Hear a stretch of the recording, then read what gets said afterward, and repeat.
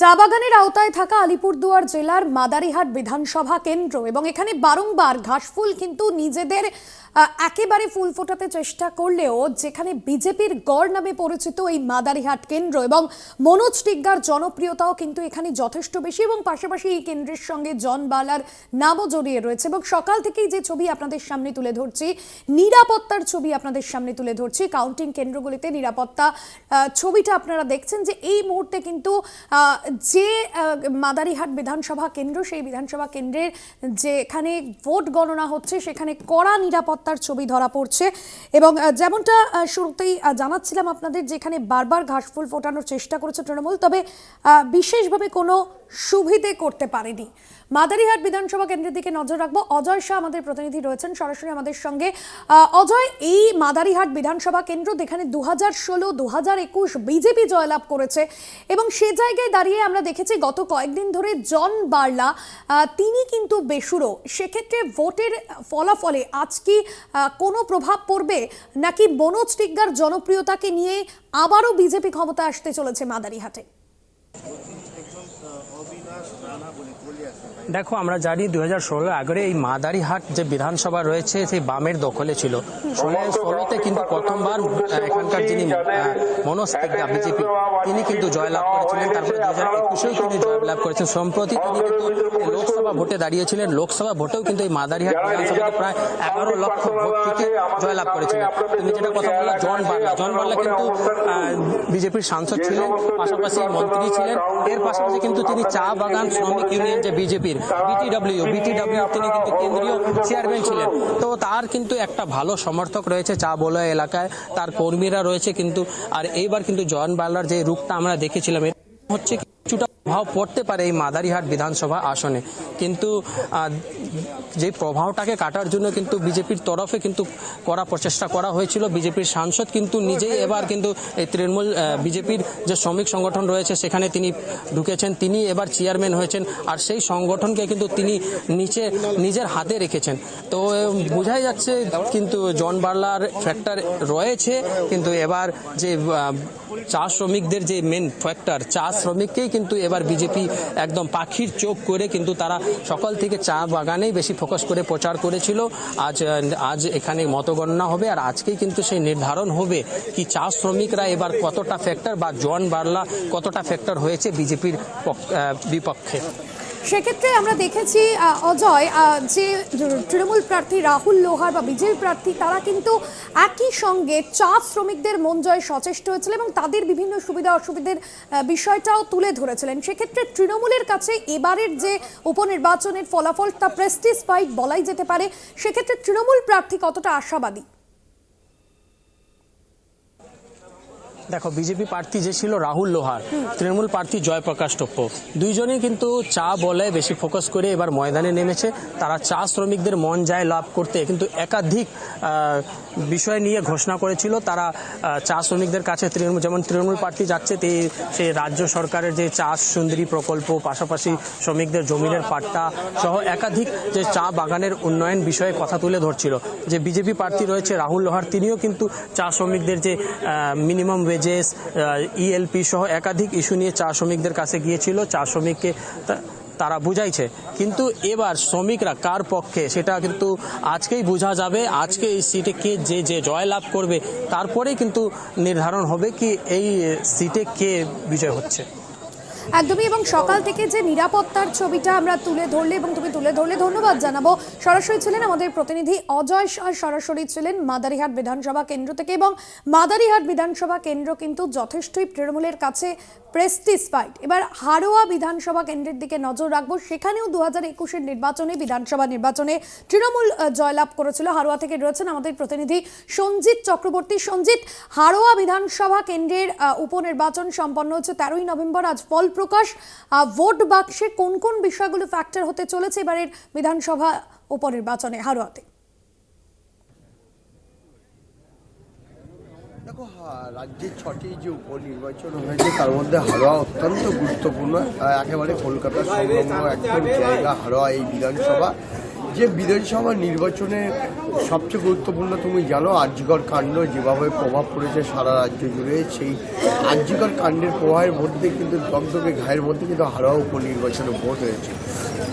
এছাড়া এখানকার যে বলিষ্ঠ নেতৃত্ব, এখানকার যে প্রয়াত সাংসদ যে হাজী নুরুল ইসলাম, তার মৃত্যুর পরে তিনি লোকসভার প্রার্থী ছিলেন, জিতেছিলেন। তারপর তার মৃত্যুর পর এবং এই কেন্দ্রটি ফাঁকা হয়। এখানে যেমন একদিকে রয়েছে গোষ্ঠীদ্বন্দ্ব রয়েছে, যে হাওড়া উপনির্বাচনে যে নির্বাচনের আগে একাধিকবার তৃণমূলের গোষ্ঠীদ্বন্দ্ব প্রকাশ্যে এসেছে বিভিন্ন জায়গায়, সেই জায়গা। আর অন্যদিকে আরজিকর কাণ্ড অত্যন্ত গুরুত্বপূর্ণ। এখানে প্রশ্ন হচ্ছে হাওড়ার যে নির্বাচন, তুমি জানো এখানকার যে ভোটারের সংখ্যা প্রায় 2,79,000 ভোটার ছিল, তার মধ্যে প্রায় 73% ভোট এবার পোলিং হয়েছিল উপনির্বাচনে। পাশাপাশি 2021 সালে কিন্তু এখানে 1,10,000 ভোটে প্রয়াত সাংসদ যিনি ছিলেন এই কেন্দ্রের অর্থাৎ বিধানসভায় তিনি জিতেছিলেন। এবং লোকসভা ভোটে 2024-এ যে ভোট হয়েছিল সেই ভোটে কিনা প্রায় 77,000 বেশিরও ভোটে এখান থেকে লিড নিয়েছিলেন। এখানে প্রায় 10 জন প্রার্থী প্রতিদ্বন্দ্বী করছে। তার মধ্যে মূলত যে লড়াইটা যেটা হচ্ছে তৃণমূল প্রার্থী শেখ রবিউল ইসলাম, বাম সমর্থিত আইএসএফ প্রার্থী দিয়ারুল ইসলাম এবং কংগ্রেসের রেজাউল গাজী, এছাড়া বিজেপি প্রার্থী বিমল দাস, এই 4 জন মূলত প্রার্থীর মধ্যে কিন্তু লড়াই। এখন প্রশ্ন হচ্ছে দ্বিতীয় স্থানে কে থাকবে। হাওড়ার যে বিশেষ করে রাজনৈতিক সমীকরণ সেটা বলছে যে এখানকার দ্বিতীয় স্থানে গতবার কিন্তু ছিল আইএসএফের প্রার্থী 34,200 ভোট এবং তৃতীয় স্থানে ছিল কিন্তু বিজেপি প্রার্থী বিমল দাস 34,100 প্রায় 150 ভোটে ছিলেন। এই ব্যবধান অর্থাৎ হাওড়ার মার্জিন এবার বারবার যখন আমরা হাওড়ার উপনির্বাচনে বারবার এখানে যখন আমরা কভার করতে হচ্ছে, নির্বাচনের দিনও ছিলাম, সেই সময় বিক্ষিপ্ত দুই একটা ঘটনা ছাড়া হাওড়ার নির্বাচন কিন্তু একেবারে নির্বিঘ্নে শান্তিতে হয়েছে। এখন নির্বাচনের অর্থাৎ এই ভোটের ফলাফল কতটা বাড়বে, কতটা আগের থেকে বাড়বে, এমনি সেই দাবি করেছিলেন প্রয়াত নেতা অর্থাৎ বিশেষ করে শেখ রবিউল ইসলাম। তিনি বলেছিলেন, সাংসদ হাজী নুরুল ইসলাম ছিলেন, যে বাবার মার্জিনটাকে টপকে গিয়ে মার্জিন কি আরও বেশি বাড়বে। এবং সেটা বারবার আমরা যখন তাকে প্রশ্ন করেছিলাম যে সেই যে জয়ের ব্যবধানটা কি আরও বাড়বে, সেটা কিন্তু যথেষ্ট তিনি আত্মবিশ্বাসী ছিলেন।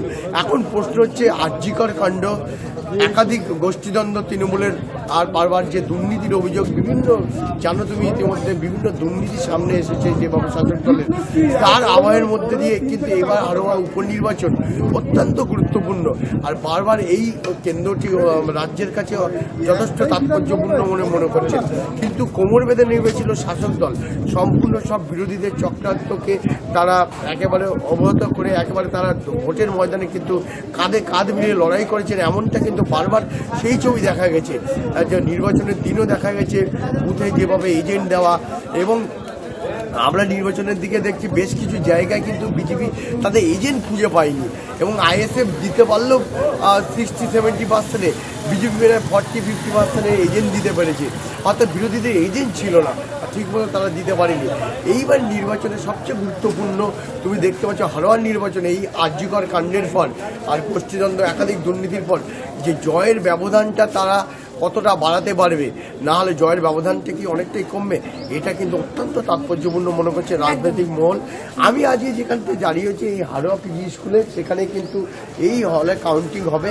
আর 279টা যে ভোট কেন্দ্র রয়েছে বা ইভিএম সেই এই ভোটে রয়েছে, এখানে বিভিন্ন জায়গায় কিন্তু নাকাচিকি শুরু হয়েছে।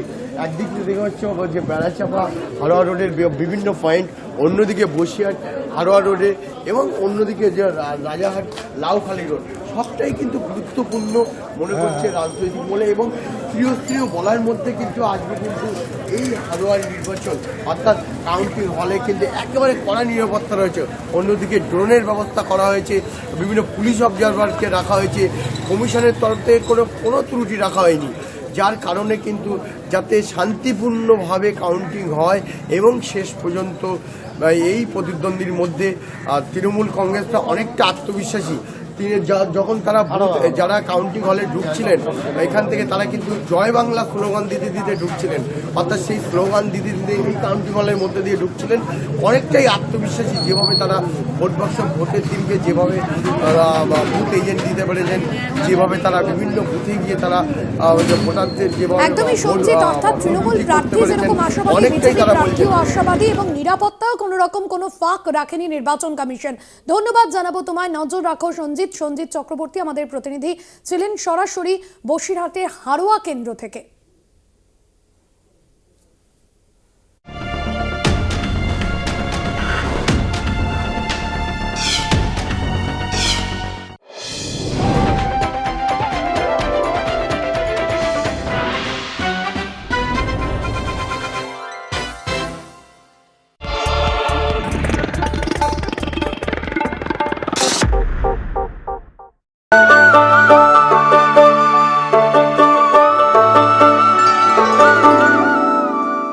আমি দাঁড়িয়ে আছি পূর্ব বর্ধমানের জামালপুর ব্লকের অমরপুরে কিন্তু রয়েছে দামোদর নদের ওপরে কিন্তু এই অস্থায়ী কাঠের সেতু। আর এই অস্থায়ী কাঠের সেতুই কিন্তু মারাত্মক ভয়ঙ্কর, দুদিকে রেলিং বিহীন, আর এর ওপর দিয়েই কিন্তু 4 চাকা সহ স্কুল পড়ুয়ারা সাইকেল নিয়ে যাতায়াত করছে এবং তার সাথে সাথে বাইক যাতায়াত করছে। দেখুন, যে কোনো মুহূর্তেই কিন্তু ঘটতে পারে বড় দুর্ঘটনা।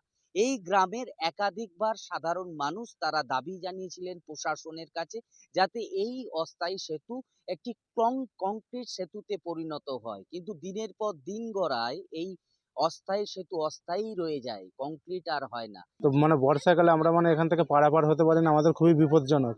এমনকি এই গত 6 মাস আগে একটা 4 চাকা ব্রিজের ওপর থেকে পড়ে গিয়েছিল, ঠিক আছে। তো মোটামুটি এখানে একটা দরকার, ব্রিজের একটা খুব দরকার, কিন্তু আমরা আশা রাখছি সরকারের কাছে যাতে করে আমাদেরকে এখানে একটা কংক্রিটের ব্রিজ আমাদেরকে তৈরি করে দেয়। কংক্রিট ব্রিজ হলে তো কোনো সময় বর্ষাকাল, শীত, গ্রীষ্ম সবইতেই আমরা সবসময় যেতে পারি। আমাদের স্কুল টিচার তো আমাদের একটু অসুবিধা হয়। আমি এখানে মাঠশিয়ালিতে করি প্রাইমারি স্কুলে। শিয়ালি, পোড়া, মাঠশিয়ালি, অমরপুর বিমলা কৃষি বিদ্যালয়, বিমলা গার্লস স্কুল, যেগুলো আমাদের অমরপুরে আছে, স্বাস্থ্যকেন্দ্রও আছে, সেই জায়গাটায় আমাদের একটা পরিকল্পনা আছে, সেটা স্থায়ী সেতুর ব্যবস্থা। কারণ বর্ষার সময় বিশাল অসুবিধা হয়, একটা সেতু করতে গিয়ে একটা সরকারের অনেক টাকা খরচা হয়। এরকম অনেক সমস্যায় সারা পশ্চিমবঙ্গে আছে, আমরা দিয়েছি। তার একটা প্রাথমিকভাবে একটা মাপজোক হয়েছে। আমাদের পঞ্চায়েত গ্রামীণ মন্ত্রী যিনি এই ব্যাপারটা দেখেন, বা সেই বিডব্লিউ দপ্তরকেও কিন্তু আমরা এই ব্যাপারে ওয়াকিবল করেছি। আশা করছি যে সরকার সদর্থক দৃষ্টি নিয়ে অন্যান্য বিষয়গুলো যেটা দেখছেন এই বিষয়টাও দেখবেন। আমার শহরের জন্য পূর্ব বর্ধমানের জামালপুরের অমরপুর থেকে কুণাল চট্টোপাধ্যায়, কলকাতা টিভি।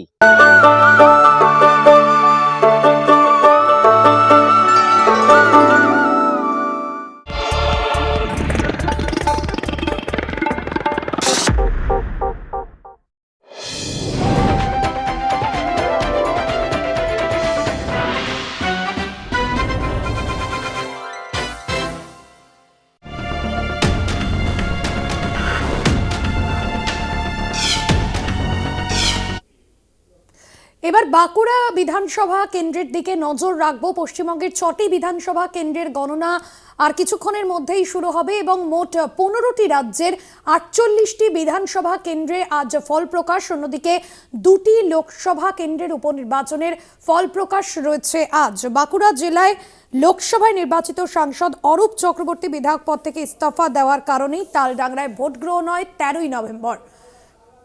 বাঁকুড়ার তালডাংরা থেকে রয়েছেন আমাদের প্রতিনিধি সরাসরি স্বরূপ গঙ্গোপাধ্যায়। স্বরূপ, বাঁকুড়া লোকসভা কেন্দ্রে তালডাংরা বিধানসভা, যেখানে গত 2021-এ তৃণমূল প্রার্থী জয়লাভ করেছিলেন অরূপ চক্রবর্তী, এবারের ভোটের অঙ্কটা ঠিক কি বলছে, কি কি বিষয় ফ্যাক্টর হতে চলেছে বাঁকুড়ার তালডাংরা বিধানসভা কেন্দ্রে?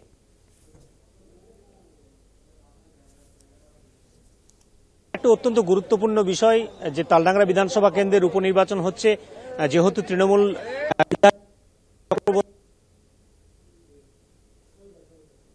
হয়েছে গত 13 নভেম্বর এবং 5 জন প্রার্থী, সেই 5 জন প্রার্থীর ভাগ্য এই মুহূর্তে স্ট্রং রুমে কিছুক্ষণের মধ্যেই গণনা শুরু হবে। গণনার যারা কাউন্টিং এজেন্ট তারা প্রবেশ করেছেন এবং 24টি টেবিলে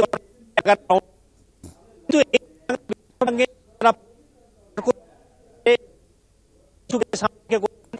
এই যে ক্ষতিকর আবহে এই সময় বলবে, কিন্তু যেগুলো দেখা গিয়েছে যে বিধানসভার উপনির্বাচনগুলিতে শাসক দলের পক্ষে মানুষের রায় গেছে, কিন্তু যেহেতু একটা আর্যকর ইস্যু রয়েছে, সেই আর্যকর ইস্যুকে সামনে রেখে বিরোধী শিবির, বিরোধী দলের প্রার্থীরা তারা জোরদার প্রচার করেছেন। নারীদের সুরক্ষাকে সামনে রেখে, নারীদের যে নিরাপত্তার অভাব যে রয়েছে একের পর এক ঘটনা, সেগুলোকে সামনে রেখে তারা ভোট প্রচার করেছেন। সেই প্রভাব ভোট বাক্সে পড়ে কিনা সেটা অবশ্যই দেখার বিষয়।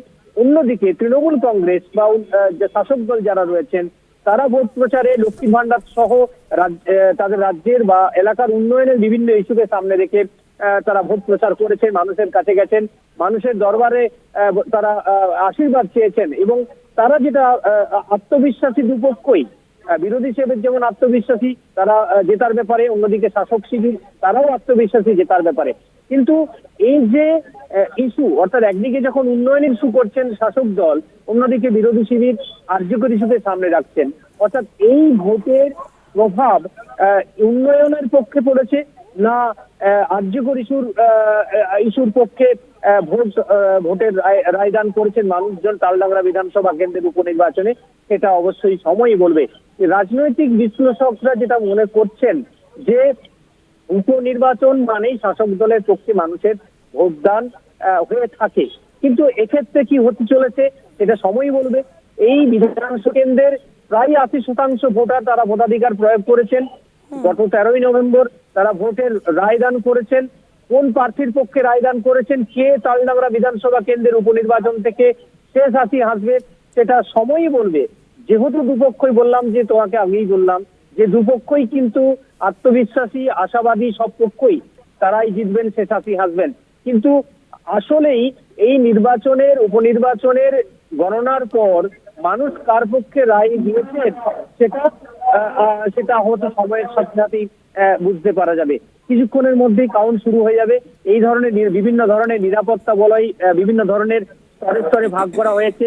তারপরে কাউন্টিং হল, এখানে এক কোম্পানি কেন্দ্রীয় বাহিনী মোতায়েন রয়েছে, ভিতরে এক কোম্পানি কেন্দ্রীয় বাহিনী, বাইরে রাজ্য পুলিশের বিভিন্ন স্তরের নিরাপত্তা বলয় এর মধ্যেই আজকের গণনা পর্ব সম্পন্ন হবে, গণনা পর্ব। এবং এই যে গণনা পর্ব 11 রাউন্ড গণনা হবে, প্রায় 100 জন গণনা কর্মী এখানে মোতায়েন করা হয়েছে এই ভোট গণনার প্রক্রিয়া সম্পন্ন করার জন্য। কে শেষ হাসি হাসতে চলেছে সেটা সময়ের সাথে সাথেই বুঝতে পারা যাবে। আসলে একদমই ধন্যবাদ জানাবো। স্বরূপ গঙ্গোপাধ্যায় আমাদের প্রতিনিধি ছিলেন আমাদের সঙ্গে ফোন লাইনে। একদিকে তৃণমূলের প্রার্থী অনন্যা, একদিকে তৃণমূলের প্রার্থী এবং অন্যদিকে যে বিজেপির তরফে প্রার্থী হচ্ছেন অনন্যা রায় চক্রবর্তী। বিজেপির রাজ্য সভাপতি সুকান্ত মজুমদারের হাত ধরে বিজেপিতে যোগ দিয়েছিলেন তিনি, এবং বাঁকুড়া পুরসভার প্রাক্তন তৃণমূল কাউন্সিলর। গত পুরসভা নির্বাচনে তৃণমূলের টিকিট না পেয়ে নির্দল প্রার্থী হিসেবে প্রতিদ্বন্দ্বিতা করে জয়ী হন এবং নির্দল কাউন্সিলর হিসেবে তিনি কাজ করেছিলেন এবং তারপর বিজেপিতে যোগ দেন। এবার তালডাংরা বিধানসভা কেন্দ্র, তার উপরেই ভরসা রাখলো বিজেপি। এবং অন্যদিকে তালডাংরা কেন্দ্রের তৃণমূল প্রার্থী ফাল্গুনী সিংহবাবু, তার উপরেও কিন্তু খুশি দলের কর্মী সমর্থকরা। অন্যদিকে মেদিনীপুর বিধানসভা কেন্দ্রের ছবি আপনাদের সামনে তুলে ধরছি। সেখানেও কিন্তু যে বিধানসভা উপনির্বাচন হয়েছে গত 13ই নভেম্বর, সেই 13ই নভেম্বরে উপনির্বাচনের যে ফল প্রকাশ রয়েছে, এই মুহূর্তে কড়া নিরাপত্তার বেষ্টনীতে গণনা কেন্দ্র, সেই ছবি দেখছেন। প্রসূন মুখোপাধ্যায় রয়েছেন ফোন লাইনে। প্রসূন, মেদিনীপুরের ছবিটা ঠিক কি? সকাল 8টা থেকে শুরু হবে এই গণনা প্রক্রিয়া এবং ভোট গণনা যে কেন্দ্রগুলি, সেখানেও কিন্তু কড়া নিরাপত্তার ছবি এই মুহূর্তে লক্ষ্য করা যাচ্ছে। কি ছবি সব মিলিয়ে? প্রথমেই বলা যেতে পারে যে এই উপনির্বাচন, মেদিনীপুর উপনির্বাচন কেন্দ্রে 5 প্রার্থীর ভাগ্য নির্ধারণ হবে। তো সেই গণনার আগের মুহূর্তে যে প্রস্তুতি, 30 স্তরীয় নিরাপত্তা বেষ্টনীর মধ্যে মুড়ে ফেলা হয়েছে গোটা মেদিনীপুর কলেজ। প্রথম বেষ্টনীতে রাজ্য পুলিশ থাকবে প্রথম স্তরে, দ্বিতীয় স্তরে আর্মস সহ রাজ্য পুলিশ, তৃতীয় স্তর, পুরো ব্যাপারটা সিএপিএফ এর মাধ্যমে হতে চলেছে। এখানে রিটার্নিং অফিসার আরো উনি জানিয়েছেন গণনা কেন্দ্রে ঢোকার মুখে। এছাড়া আমরা বিভিন্ন প্রার্থীর সঙ্গে কথা বলেছিলাম, প্রত্যেকেই এক প্রকার আশাবাদী। তো এখানে মূলত লড়াইটা হবে তৃণমূল বনাম বিজেপি, এই দুই প্রার্থীর মধ্যেই লড়াই হবে। যদিও 5 প্রার্থীর এখানে ভাগ্য নির্ধারণ হতে চলেছে। একদমই প্রসূন, ধন্যবাদ জানাবো তোমায়। প্রসূন মুখোপাধ্যায় আমাদের প্রতিনিধি ছিলেন ফোন লাইনে। অন্যদিকে মেদিনীপুরে 2021-এর যে বিধানসভা নির্বাচন সেখানে জয়লাভ করেছিলেন এবং জয়লাভ করে বিধায়ক নির্বাচিত হয়েছিলেন জুন মালিয়া, এবং পরবর্তীতে লোকসভা নির্বাচন, সেখানে লোকসভা নির্বাচনে জুন মালিয়া তৃণমূলের তরফে প্রার্থী ছিলেন। অন্যদিকে বিজেপির তরফে যিনি প্রার্থী ছিলেন সে বিজেপির প্রার্থীকে কিন্তু অনেকটাই লিড বেশি পেয়েছিলেন মেদিনীপুর এই বিধানসভা কেন্দ্র থেকে জুন মালিয়া।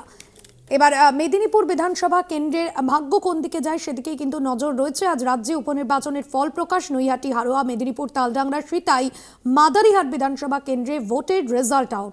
ফলে বিধানসভা কেন্দ্রগুলি কিন্তু বিধায়ক শূন্য হয়ে পড়েছে। 2021-এর বিধানসভা নির্বাচনে নৈহাটি, হারোয়া, মেদিনীপুর, তালডাংরা ও সিতাইয়ে জয় পায় রাজ্যের শাসক দল তৃণমূল কংগ্রেস। মাদারিহাট থেকে রয়েছেন আমাদের প্রতিনিধি অজয় শাহ। অজয়, সকাল 8টা থেকে আর কিছুক্ষণের মধ্যেই ভোট গণনা শুরু হতে চলেছে। এই মুহূর্তে মাদারিহাটের ছবিটা ঠিক কি, নিরাপত্তা বেষ্টনী ঠিক কি, এবং তৃণমূল প্রার্থী বা বিজেপি প্রার্থী যারা রয়েছেন তারা কতটা তাদের জয় নিয়ে আশাবাদী?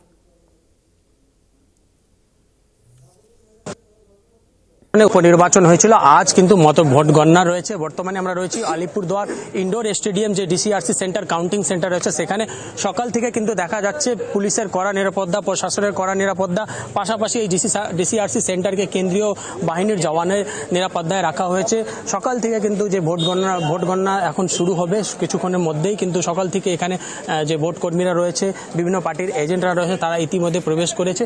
আমরা দেখাবো এখানে প্রশাসনিক কর্তারা রয়েছে, তাদের একদম কড়া নিরাপত্তার মধ্যে দিয়ে আজকে আলিপুরদুয়ার এই ইনডোর স্টেডিয়াম রয়েছে, সেখানে কিন্তু কাউন্টিং হতে চলছে।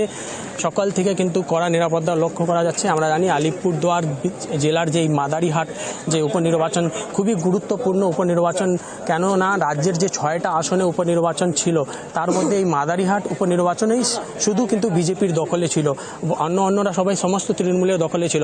এবার কিন্তু এই মাদারিহাট উপনির্বাচনকে কেন্দ্র করে কিন্তু প্রচুর উৎসাহ রয়েছে জনগণের মধ্যে, পাশাপাশি বিভিন্ন পার্টির যে কর্মীরা রয়েছে তাদের মধ্যেও প্রচুর উৎসাহ রয়েছে। আজ গণনা হতে চলছে, আর আজই কিন্তু নির্ধারণ হবে যে এই সিটটি এবার কার দখলে যাচ্ছে।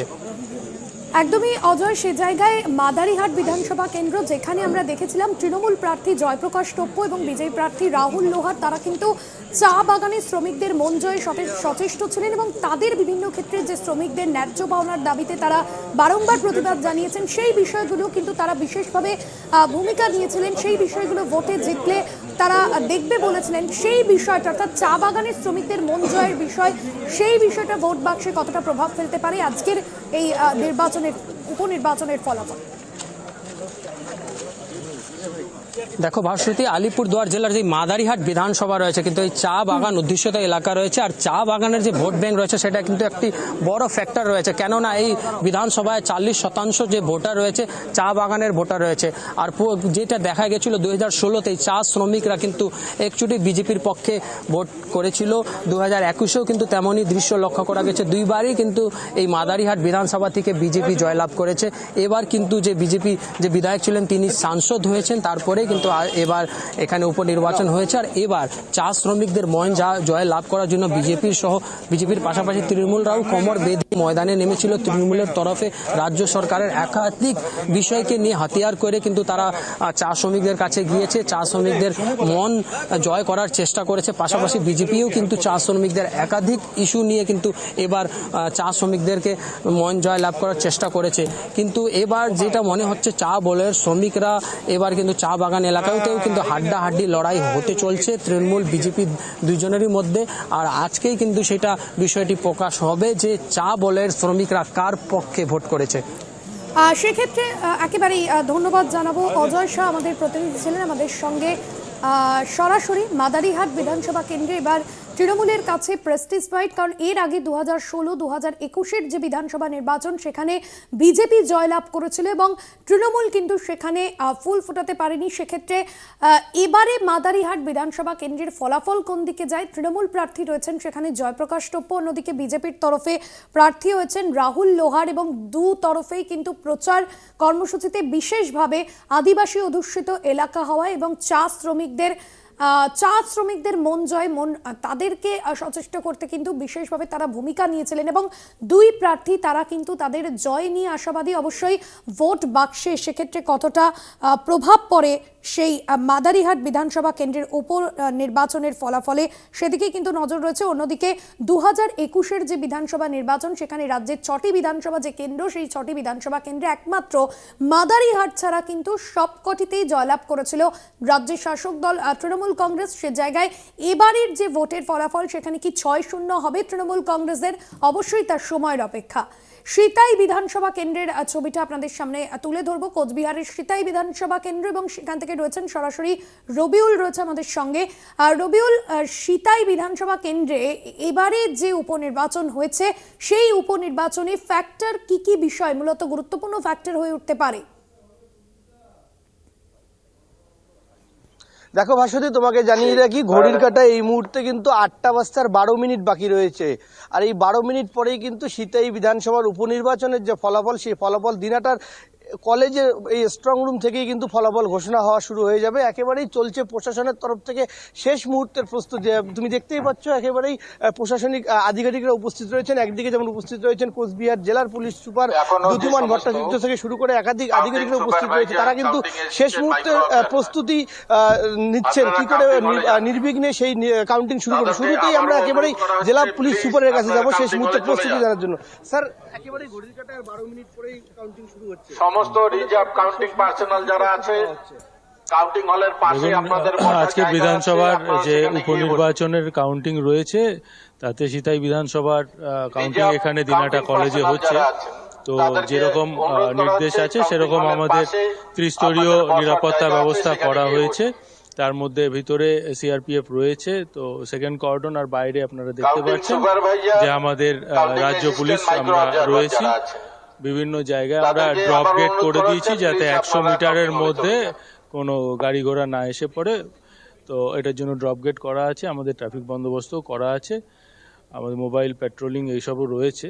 আমরা এনশিওর করছি যাতে কোথাও কোনো অশান্তি না হয়। একেবারেই ভাস্বতী, তুমি শুনলে জেলা পুলিশ সুপারের তরফ থেকে তিনি কিন্তু জানালেন কিভাবে নিরাপত্তার ব্যবস্থাটা তারা প্রশাসনের তরফ থেকে নিশ্চিত করেছেন। অপরদিকে তোমাকে যদি আমি জানিয়ে রাখি যে এবারের নির্বাচনে সিতাই বিধানসভায় কি কি ফ্যাক্টর কাজ করছে।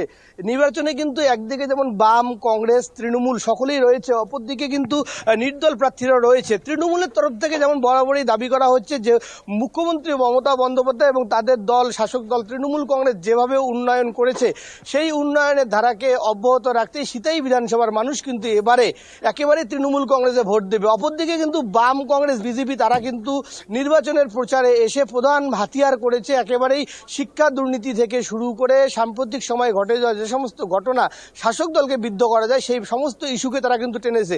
তবে তোমাকে জানিয়ে রাখি নির্বাচনের প্রচারের দিন থেকেই সিতাই বিধানসভার উপনির্বাচনে শাসক দল যেভাবে একেবারে মরিয়া হয়ে লেগেছিল, সেই মুহূর্তে কিন্তু একেবারে অনেকটাই ব্যাকফুটে চলে গিয়েছিল বাম কংগ্রেস বিরোধীরা। কারণ একেবারেই নির্বাচনের প্রচারে সিতাই বিধানসভা যিনি তৃণমূল কংগ্রেস প্রার্থী সঙ্গীতা রায়, তার হয়েই কিন্তু প্রচারে এসেছিলেন রাজ্যের মন্ত্রী শশী পাজা থেকে শুরু করে পুলক রায় থেকে শুরু করে, এবং নির্বাচনের প্রচারের শেষ দিনেও কিন্তু আইসিসির প্রাক্তন ক্রিকেটার যিনি রয়েছেন ভারতীয় দলের ক্রিকেটার ইউসুফ পাঠান, তাকেও নিয়ে এসে প্রচার করে কিন্তু চমক লাগিয়ে দিয়েছিল। অপরদিকে কিন্তু বিজেপির তরফ থেকে শুধুমাত্র এখানে তাদের প্রার্থী যিনি দীপক রায়, তার হয়ে প্রচারে এসেছিলেন দিলীপ ঘোষ। এছাড়াও বাম কংগ্রেস যারা আছে তারা কিন্তু ততটাও কিন্তু প্রচারের দিকে ততটা কিন্তু তারা ফোকাস করেনি, এবং এই প্রচারের বিষয়টাকে কিন্তু কটাক্ষ করেছে তৃণমূল কংগ্রেস। তৃণমূল কংগ্রেসের তরফ থেকে দাবি করা হয়েছিল যে তারা যখন সাধারণ মানুষের দ্বারে দ্বারে গিয়ে উন্নয়ন নিয়ে প্রচার করছে, ভোটের হয়ে প্রচার করছে, অপরদিকে কিন্তু বিজেপি, বাম, কংগ্রেস তারা কিন্তু তাদের দলীয় প্রার্থী যিনি রয়েছেন তৃণমূল কংগ্রেসের, তার মনোনয়ন বাতিলের জন্য আদালতের দরজায় গিয়ে বসেছিল। তবে একেবারেই আর কিন্তু ঘড়ির কাঁটায় 10 মিনিট পরেই নির্বাচনের ফলাফল গণনা শুরু হবে। মোট তোমাকে জানিয়ে রাখি 12টি টেবিলে 24 রাউন্ড কিন্তু গণনা হবে, এবং তৃণমূল কংগ্রেসের দাবি একেবারেই কিন্তু 1.5 লক্ষ মার্জিন তারা পার করবে। তোমাকে একেবারে কাউন্টিং রুমের ভিতরের দৃশ্যটা একবার দেখানোর চেষ্টা করি।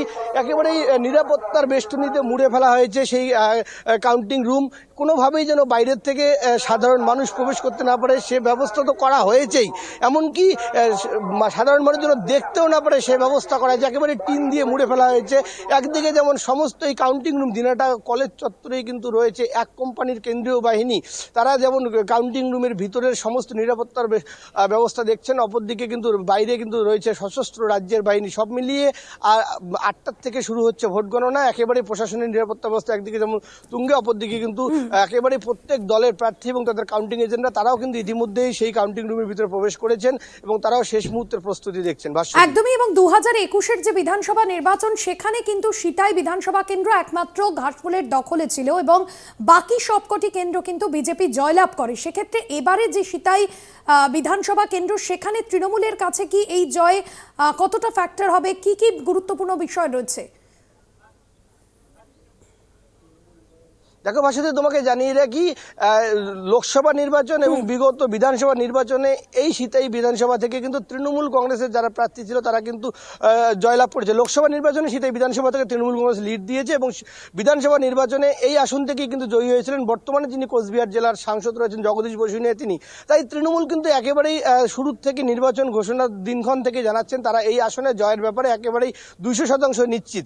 তারপরেও কিন্তু তারা একেবারেই দাবি করছেন গোটা রাজ্যের উন্নয়নের ক্ষেত্রে তৃণমূল কংগ্রেসের সরকার অর্থাৎ মমতা ব্যানার্জির সরকার যেভাবে উন্নয়ন করছে, তাই একেবারেই বিরোধীরা সাম্প্রতিক সময়ের ঘটনাগুলি নিয়ে যতই ইস্যু তৈরি করুক, সাধারণ গ্রামের মানুষ কোনোভাবেই তাদের সেই ইস্যুকে পাত্তা দেবে না। সাধারণ মানুষ তৃণমূল কংগ্রেসকেই ভোট দেবে। বিশেষ করে গতকালও যখন নির্বাচনের ফলাফল ঘোষণার 24 ঘন্টা আগেও নির্বাচনের দুর্নীতি বা নির্বাচনের একাধিক ইস্যু নিয়ে বিরোধীরা সরব হয়েছিল, ঠিক সেই সময়েও আমরা কিন্তু বলতে শুনেছিলাম শাসক নেতা একেবারেই স্থানীয় যিনি নেতা রয়েছেন বিশুধর, তিনি কিন্তু বলেছেন যে বিরোধীরা যে সমস্ত ইস্যু তুলছে সেই ইস্যুগুলো যদি গ্রামের মানুষকে গিয়ে বলে তাহলে গ্রামের মানুষ কিন্তু তাদেরকে পেটাবে, এমনটাই কিন্তু কটাক্ষ করেছেন শাসক দল। অর্থাৎ বলতে গেলে একেবারেই শাসক দল সিতাই বিধানসভার উপনির্বাচনে জয়ের ব্যাপারে 200% নিশ্চিত এবং সে কথা কিন্তু স্বীকারও করে নিয়েছেন শাসক দলের এবারে যিনি এই বিধানসভা উপনির্বাচনে প্রার্থী রয়েছেন সঙ্গীতা রায়, তিনি নিজেও। একদমই ধন্যবাদ জানাবো। সরাসরি ছিলেন আমাদের প্রতিনিধি সিতাই থেকে এবং যে ছবি সকাল থেকে আমরা তুলে ধরছি, যে 6টি কেন্দ্র রয়েছে সেই 6টি কেন্দ্রে উপনির্বাচনের ফল প্রকাশ আর কিছুক্ষণের মধ্যেই ফল প্রকাশ হবে। সকাল 8টা থেকে ভোট গণনা শুরু হবে এবং তারপর ফল প্রকাশের দিকে অবশ্যই নজর থাকবে। আপনাদের সামনে সরাসরি তুলে ধরলাম কোচবিহারের সিতাই। সঞ্জিত চক্রবর্তী রয়েছেন আমাদের প্রতিনিধি হারোয়া বিধানসভা কেন্দ্র থেকে। সঞ্জিত, হারোয়া বিধানসভা কেন্দ্র যেখানে 2021-এর যে বিধানসভা নির্বাচন সেখানে তৃণমূল প্রার্থী জয়লাভ করেছিলেন, হারোয়া বিধানসভা কেন্দ্রের সন্দেশখালী ইস্যুকে সামনে রেখে লোকসভা নির্বাচনেও কিন্তু দাঁত ফোটাতে পারেনি বিজেপি। সেক্ষেত্রে এবারের যে নির্বাচন, সেই নির্বাচনে কি কি ফ্যাক্টর হয়ে উঠতে পারে বিরোধী দলের কাছে? দেখো, বিরোধী দলের কাছে ইস্যু এবার যে নির্বাচনে করেছে, বিশেষ করে আর্যিকর কাণ্ড, যেমন রাজ্যকর কাণ্ড প্রবাহের মধ্যে কিন্তু এই হারোয়া বা রাজ্যের যে উপনির্বাচনগুলো হয়েছে, এইটা অন্যদিকে বিরোধীদের কাছে আরেকটা হাতে আছে তৃণমূলের গোষ্ঠীদ্বন্দ্ব, একাধিক দুর্নীতি। কিন্তু পাল্টা তৃণমূল নেতৃত্বের কিন্তু ইস্যু ছিল কিন্তু যে সামাজিক উন্নয়ন, যে বিশেষ করে লক্ষ্মীর ভাণ্ডার থেকে শুরু করে কন্যাশ্রী, রূপশ্রী সহ যে জন্ম থেকে মৃত্যু অবধি পর্যন্ত যে 37টি প্রকল্প রয়েছে, সামাজিক প্রকল্প, সেই প্রকল্প গিয়ে মানুষের কাছে পৌঁছে গেছে। অর্থাৎ সেই উন্নয়নের ধারা নিয়ে সেই আবহাওয়ায় কিন্তু নির্বাচনে এবার কিন্তু তৃণমূল কিন্তু একেবারে মানুষের দুয়ারে গিয়ে তারা ভোট প্রার্থীরা তারা ভোট করেছেন। সব মিলে গোটা প্রক্রিয়ার ওপরেই যেমন তৃণমূল প্রক্রিয়ার নজর রেখেছিল। 2021 সালে এই কেন্দ্রে অর্থাৎ হারোয়া বিধানসভা কেন্দ্রে কিন্তু তৃণমূলের যে প্রাক্তন যে সাংসদ, প্রয়াত সাংসদ এখান থেকে জিতেছিল 1,10,000 ভোটে জিতেছিল এবং 2024-এর লোকসভা নির্বাচনের মধ্যেই কিন্তু প্রায় 78,000 ভোটে এখান থেকে লিড নিয়েছিল। বারবার যেটা আমরা বলছিলাম নির্বাচনের আগে, বিশেষ করে যারা এখানকার প্রার্থী এসেছিলেন তৃণমূল প্রার্থী, দাবি করছিলেন দাবি করেছিলেন যে বাবার ব্যবধান, অর্থাৎ সাংসদের ছেলেকে এবার প্রার্থী করা হয়েছিল, বাবার যে জেতার ব্যবধান অনেকটাই কি বাড়বে, এমনটাই তার কাছে বারবার এই প্রশ্ন করা হলে তিনি বলছিলেন যে তিনি একেবারে খোশ মেজাজে ছিলেন। নির্বাচনের দিনও ছিলেন, অর্থাৎ যেদিনকে নির্বাচন হয় সেদিনকেও তার আগে যতবার প্রচারে হয়েছিল ততবার। সব মিলে গোটা প্রক্রিয়ার উপরে নজর রেখেছে। অন্যদিকে বিমল দাস আজকে শুরু হয়ে যাবে, নজর রাখো সঞ্জিত সেদিকে। আপাতত ধন্যবাদ জানাবো।